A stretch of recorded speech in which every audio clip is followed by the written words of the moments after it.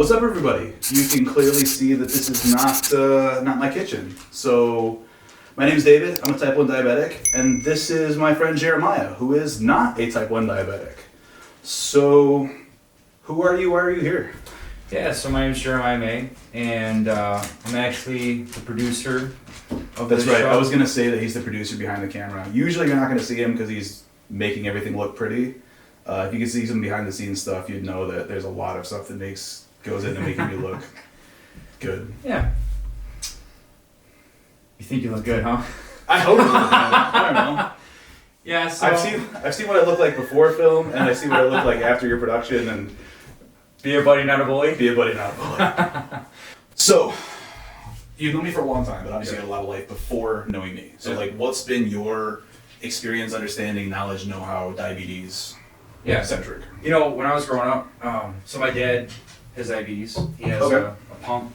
My younger brother, he's 6 years younger than me. He, 4 years younger than me. He has a pump. Okay. So I'm 40. Yeah. I do not have a pump. Noted, right? Yeah. But so my dad is diabetic, and then his mom, she had sugar issues, and then her dad was diabetic. Yeah. And so sometime in the 70s, they amputated his leg due to like complications, due to complications with the diabetes and that. Right. So it's kind of like been a thing that we've talked about for a long time as a kid. But like I noticed my dad, we were on a family trip and he was driving. So he was in if he watches the show, he'll have all the details obviously. But I was like in middle school. He'll drop into the comments below. Yeah, I was in middle school and he was in his like early to mid 30s. Mm-hmm. And I just remember that trip for sure because he was driving with the trailer. And then he all of a sudden couldn't read, it was really weird because he couldn't read the big road signs, like the big roadside overhead signs on the highway, which was odd because my dad had really good vision. Right, and those are pretty hard to not be able to read. Right, and then after that, it's a long time ago now too to remember, over 25 years ago, but I just remember he then had to pee all the time at night, and because my dad's already, a cranky guy, right. So the fact that he had sugar lows, and crashes, making him cranky, didn't seem super unordinary. But you also didn't know any of this. But I didn't know any of this. So then it was shortly after that he found out he was diabetic. So I don't remember, having You said that was the 80s, 90s? So early 90s. Okay. And so then I lived with my dad, a handful more years, and then I moved out once I graduated. So it's I only remember my dad testing, shooting up, and but that's what really changed me. I remember I needed to watch my sugar. Sure. Because I didn't want to I was scared as a kid. I didn't want to have my leg amputated. Right. And I didn't want to have to go with needles. Because I don't like needles. So basically, I've lived a lifestyle where I work out every day. Right. I eat certain foods that have low sugar in it, or whatever. Whatever. Sure. So I just kind of keep track of my diet, and I think, and I get my blood tested every few years, and so everything's good. So, meeting me, befriending me, right? Yeah. It's kind of an interesting process. Right. We didn't always see eye to eye for the first couple of years. Yeah. And then, I think just one day I randomly mentioned a weird game like Carcassonne or something. And you're like, oh yeah, I have that game. I was like, what? Really? And that kind of became just how we became friends. We just started playing games together. And obviously me being a diabetic sometimes negatively impacted my gameplay. Sometimes. Yeah. Yeah, so we play board games all the time, and if you're not taking, so in my house I have people over all the time. So in my house we have food for everybody. True. And good food too, delicious, worthwhile food. Thank you. We would always have. I already kind of eat in a certain direction anyway, sugar-wise. But we always made sure we had stuff for you to eat. Right. That was going to be up your alley. But so if your sugar was crashed, I remember early on you didn't take care of yourself the best. No. Well, some of it was my fault. Some of it was also a little bit of Dr. misunderstanding, and just a lot of it just being me not really knowing. Because it's one thing to read things in a book and see things from an outside perspective. But for me, I didn't know any different, right? I just thought that crashing was just normal. Right. I thought that blood sugar spikes and being tired was just normal, right? Like, I think I slept my entire way through high school because I would have a crazy, crazy carb-full lunch full of like mounds of mashed potatoes and chocolate milk and chicken nuggets, and then sleep the rest of the day until I went to soccer practice where I'd burn off all the sugar. Right. And so that wasn't out of normal for me. Right. But it wasn't until I started, I think I ended up just getting a different endocrinologist who basically took what I was doing before from Lantus and Humalog and just copy and pasted that into an insulin pump, at which point that's where my first 10 episodes of blood sugar craziness happened because it was just not well managed. So a couple of endocrinologists later, we tweaked out a whole bunch of things. It wasn't until my current one who just kind of told me to like actively like take ownership. Like I only see a doctor once a quarter, once every 3 months to once every 6 months. Right. So in the meantime, he himself was a type 1 diabetic, which was really helpful.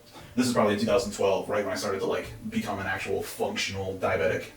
Or person with diabetes is, I think, the politically correct way of saying it. Yeah. I'm a person with diabetes. Oh, my name's David. I'm a person with diabetes. You put your person first? Yeah, great. You don't be identified as a guy with low blood sugar. Okay. Whatever. I'm insulin fluid. Insulin fluid. Okay. I'm pancreatically impaired.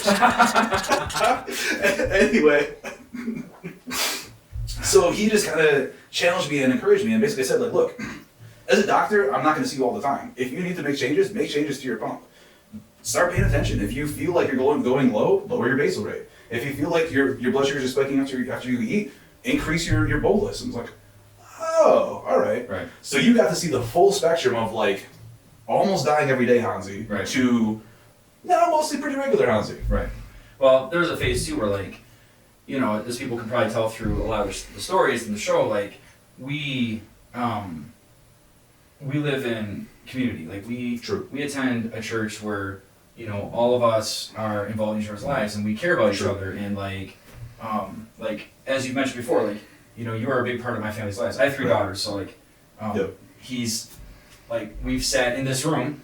True. Because he owns his house. He's on his house. Surprise, surprise. I bought the house from him less than a year ago. Yeah, so we used to raise them and like, you know, like they're less than a year apart and then like we would, you know, hold them and feed the bottles while we're playing video games. NCAA football. Yeah. R.I.P. NCAA football. Rest in peace. And so like, you know, it's like, but the thing is, what I watched is like, there's a number of our friends that were concerned about you, and then they would try to give you all this like encouragement. Yeah, active encouragement. Right, and so it's like, you know, some of the stories that are coming out are like people saving you, but at the same time, like, it's like, I don't know. And the funny thing too is like, if anybody wants to get through to you, they will usually tell me. I don't know if you ever do that. I think I figured that out recently. So they're like, when you're like, hey, by the way, your hair looks nasty. I was like, what? Yeah, a lot of people have opinions about your hair, bro. I was like, really? Yeah, so people are like, hey, so you should talk to Dave. But like the thing is like people will, and that's the thing is like, it's not just you, but what I've watched in people's lives, like, you know, people who care, they try to help, they try to, it comes across and it hits all this. Like, it could be anybody who's trying to do something in life, make a life change, right? Like, you're trying to exercise more, you're trying to, like, take care of your diabetes, you're trying to be a better parent. Like, listen, your parent, I mean, my girls are in middle school, like, the middle school age, but, like, we all hit something where we know we're lacking, and we're trying to be better, and people telling you all the time to be better just shows that you're not good enough. Right? You're like, no crap. Have you ever considered putting your daughters to bed earlier? Well, thank you. Yeah, you know. And so, like, that, I just remember, and so the more people said that, the, like, more stubborn you seemed. It's true. Well, because keep in mind, right, so when we're talking about living in community, it's probably a solid 60 people that I would see, you know, 20 to 30% of all the time. So if I'm having a rough day for anything, I'll have 10 different people individually saying, hey, should you be eating that? Hey, should you be eating that? Hey, should you be eating that? So sorry whoever the 8th person was, but by that time, I didn't want to hear it anymore.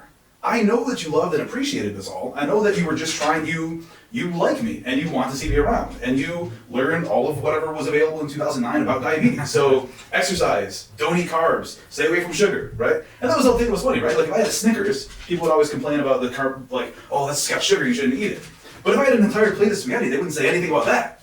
And so, to me, it's all carbohydrates, because that's what it ultimately breaks down to. Right. But they just know that sugars are bad. And just the question of like, should you be eating that is always so bad. Hey, thanks for sticking around. If you like this video, check this one out as well. Also, why don't you subscribe down here, like, and leave a comment below. Have a good one.